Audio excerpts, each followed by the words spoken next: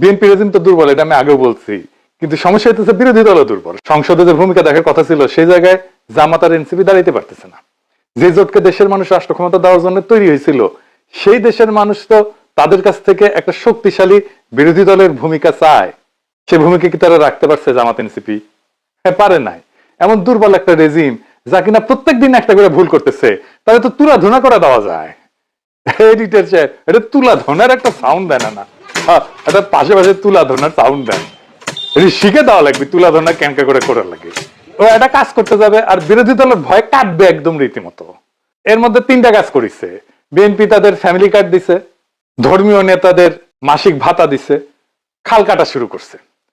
এই তিনটা কর্মসূচি নিয়ে তো বিরোধী দলে হাউকাও লাগাই দেওয়ার কথা। উল্টা দেখি জামাতের আমির খাল কাটা নিয়ে সাধুবাদ জানাইতেছে, আবার নাসিরউদ্দিন পাটোয়ারি স্বাগত জানাইতেছে, পারলে যে জয়েন দেয় উঠি। কি আর কমু এদের, মাঝে মাঝে মনে হয় হে খোদার দড়ি ফেলাও, বায়ে উঠে যাই। আগে ফ্যামিলি কার্ডের বিষয়ে আসি। বিএনপি তো সংবিধান মেনে রাষ্ট্র চালাবি, তাই না? এটা কইছে একেবারে, শুনেন। আমরা সংবিধান মেনেই এই পর্যন্ত এসেছি এবং সংবিধান মেনে চলবো। সামনের দিনগুলোতে আমরা সাংবিধানিকভাবে এই রাষ্ট্রকে এগিয়ে নিয়ে যাব। দেখেছেন, সংবিধানের দোহাই তো কাওয়াও দিত, মানে কাওয়া কাদের, কাওয়া কাওয়া কাদের। সংবিধান যা বলবে আমরা তাই করব। কাওয়াজে কইছিল পালাবো না, মির্জা ফখরুলের বাসা আছে না, মির্জা ফখরুলের বাসায় গিয়ে থাকবো, ঠাকুর গায়ে একটা বাসা আছে না। পালাবো না, প্রয়োজনে ফখরুল সাহেবের বাসায় গিয়ে উঠবো। কি জায়গা দেবেন? না হলে ঠাকুর গায়ের বাড়ি আছে না, ওই বাড়িতে গিয়ে উঠবো।